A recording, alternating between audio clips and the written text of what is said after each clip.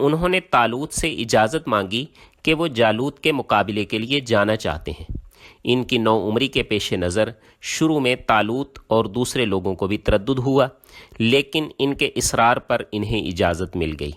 انہوں نے جالوت کے سامنے جا کر اللہ کا نام لیا اور پھر ایک پتھر اس کی پیشانی پر مارا جو اس کے سر میں گھس گیا اور وہ زمین پر گر پڑا۔ یہ اس کے پاس گئے اور خود اسی کی تلوار لے کر اس کا سر قلم کر دیا۔ بنی اسرائیل کو اس جنگ میں فتح حاصل ہوئی اور فلسطین کی سلطنت انہیں مل گئی اور طالوت ان کے بادشاہ بن گئے۔ بنی اسرائیل کی تاریخ میں اس دور کو بادشاہوں کا دور کہتے ہیں، جس کی ابتدا طالوت کی بادشاہت سے ہوئی اور اختتام 922 قبل مسیح میں حضرت سلیمان علیہ السلام کی وفات پر ہوا۔